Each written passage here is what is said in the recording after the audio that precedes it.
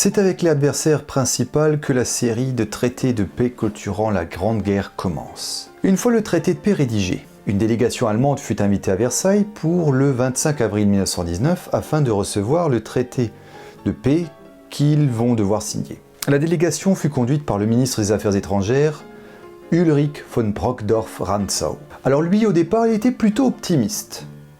Son objectif était de conserver pour l'Allemagne son statut de grande puissance malgré la défaite et d'établir une paix de compromis sur le principe défendu par le président des États-Unis Woodrow Wilson du droit des peuples à disposer d'eux-mêmes. Cette idée exclut notamment toute cession de la Sarre à la France ou d'une partie de la Prusse occidentale à la Pologne et soumettait des territoires à des plébiscites, comme en Alsace-Lorraine. Ajoutons qu'il refusait que l'Allemagne endosse la responsabilité du déclenchement de la guerre. Mais son optimisme est refroidi par les termes du traité qu'il apprend par la presse. Et c'est dans cet état d'esprit, de refroidissement, que la délégation arrive à Versailles le 29 avril 1919. La première conférence plénière du congrès de Vienne de Versailles du 7 mai, où les Allemands se voient remettre officiellement le texte du traité, donne le ton.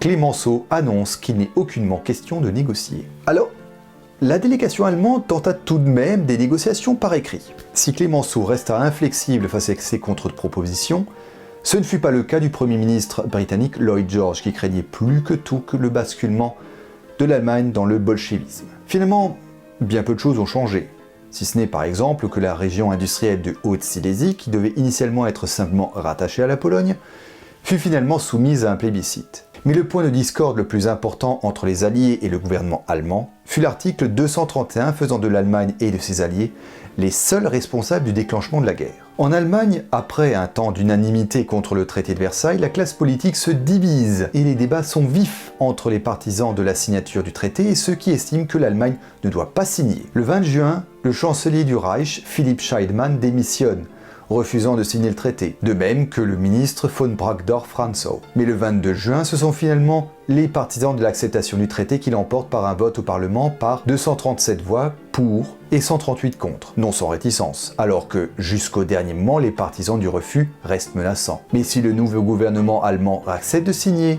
ce n'est pas sans souligner qu'il l'a fait sous la contrainte et qu'il s'agit d'une injustice sans précédent. Quelles sont en gros les conséquences du traité de Versailles que l'Allemagne accepte de signer finalement le 28 juin? L'Empire allemand se voit obligé de céder de nombreux territoires. L'Alsace-Lorraine revient à la France, Eupen et Malmedy à la Belgique. Le Danemark obtient le Schleswig du Nord. Alors le Danemark, c'est vraiment le pays qui a tout gagné.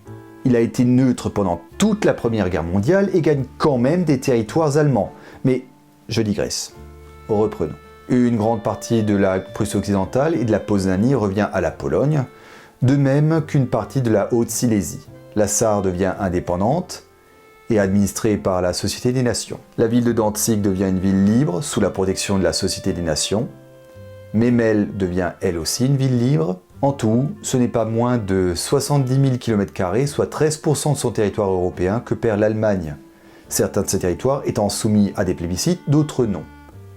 L'Allemagne perd également toutes ses colonies qui sont réparties entre les puissances alliées, à savoir la France, le Royaume-Uni, l'Afrique du Sud, l'Australie, la Nouvelle-Zélande et le Japon, sous forme de mandat de la Société des Nations. L'Allemagne doit également limiter son armée à 100 000 soldats, essentiellement dévolus au maintien de l'ordre, et doit renoncer au service militaire, ainsi qu'à la possession de chars d'assaut, d'avions militaires et voies marines limitées à 15 000 marins. Mais ce n'est pas tout.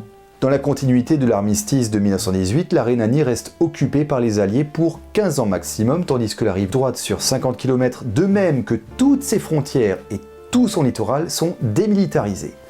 Elle doit payer des réparations, dont le montant fut fixé plus tard, perd tous les brevets et avantages des découvertes des scientifiques allemands, comme par exemple la recette de l'aspirine, qui tombe dès lors dans le domaine public.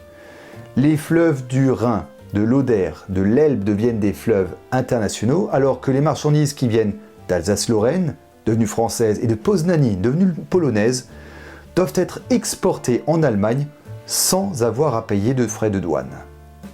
Enfin, l'Allemagne est obligée d'admettre qu'elle et ses alliés sont seuls responsables du déclenchement de la guerre, mais se voit aussi interdire toute forme d'union politique ou économique avec l'Autriche.